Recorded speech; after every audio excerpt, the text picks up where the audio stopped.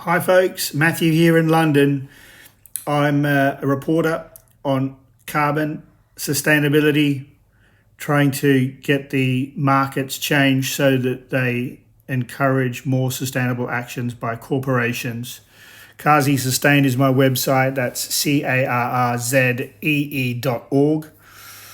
I'm here today just to update you on my situation. I've been blowing the whistle on bad mainstream media coverage on climate for about 10 years, both inside Bloomberg LP and outside of it. The pressure from the state here in the UK seems to be ramping up on me. In March, I was arrested. And so I've written a story on it. Go to karzy.org, have a look. I'll just go through it briefly here.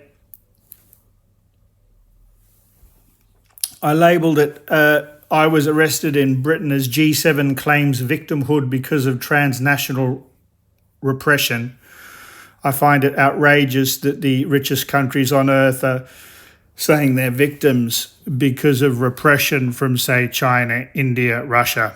I'm not saying China, India, Russia, etc. aren't giving them a hard time, but they deserve to get a hard time. And they designed the playbook on this sort of stuff.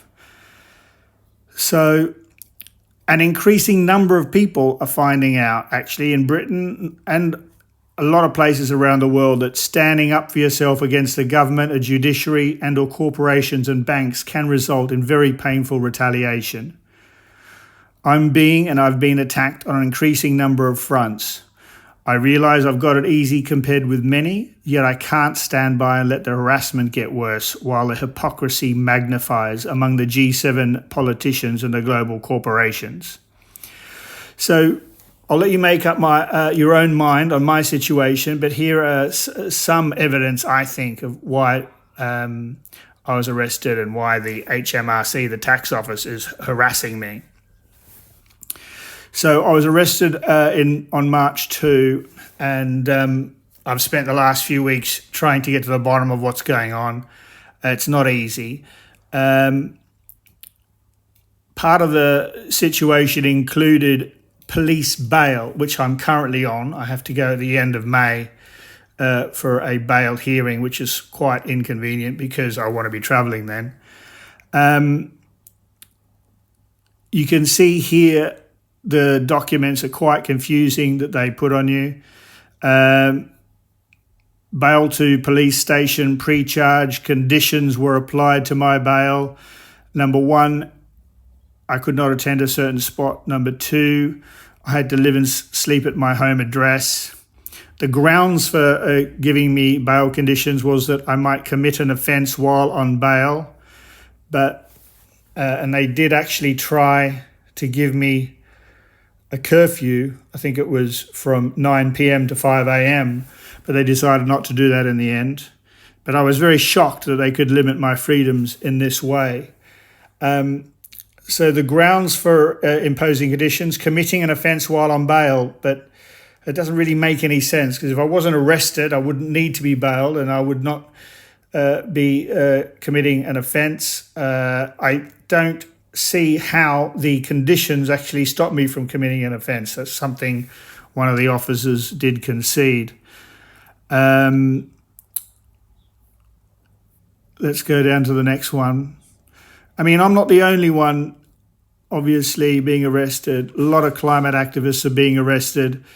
Just Stop Oil, for example, 236 activists were charged under the Public Order Act in 2022. And then in the first 3 weeks of 2023, the number had already gone to 296.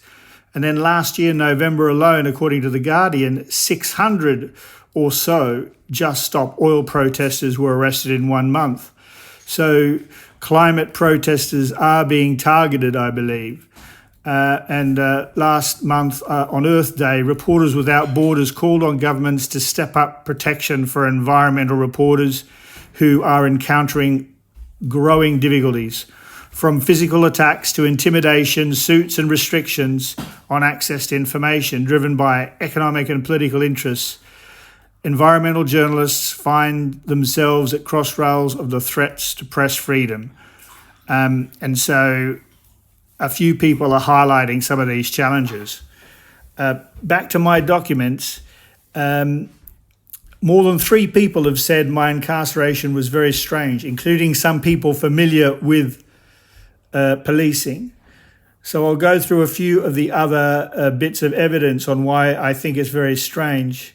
So it says here in my record of pre-interview briefing that a victim statement was provided, yet no victim statement was provided to me. The detective who interviewed me didn't give me the statement, but you might think that he did based on this document. It says here, no bad character to introduce. So I'm not going to be complaining about that section. Another document, the officer giving account of the reason why the arrest was necessary. They say here, prompt and effective investigation. So if it's prompt and effective, and it happened March 2, I'm still here more than 2 months later and have heard nearly zero from the police despite asking. Also, they wanted me to interview me, right, as they thought unlikely person would attend voluntarily. Well, I was never asked if I would attend voluntarily, and I never said I would not. I didn't get the chance, so that seems very strange. They also wanted to enable special warnings to be given. Okay, so that's another odd phrase. But it turns out these special warnings may relate to whether I would rely later in court, should it come to that, and I hope it doesn't, on things I didn't want to talk about during an interview, which occurred at the police station. That's what one of the officers told me. I wonder if the special warnings were even more special, maybe related to my criticism of the establishment of the United Nations. So the other conditions, I was also being basically hounded by the HMRC, the tax office, at about the same time. So it's been a slightly fraught few weeks. They were after me for value-added tax, which I never really should have to pay because the news I'm providing on my website, that doesn't attract value-added tax. So in the end, after many weeks of pressure, basically in the end they dropped their requests for money, but it took a long time, and the letters they promised took a long time to come. Officials on the phone said they'd sent letters, yet they took weeks to turn up. This letter above is dated March 19, yet it didn't turn up at our house until a few days before April 6, after we returned from being away. And I don't understand why they would send it first class, and if they sent it March 19, it wouldn't have taken that long to get here.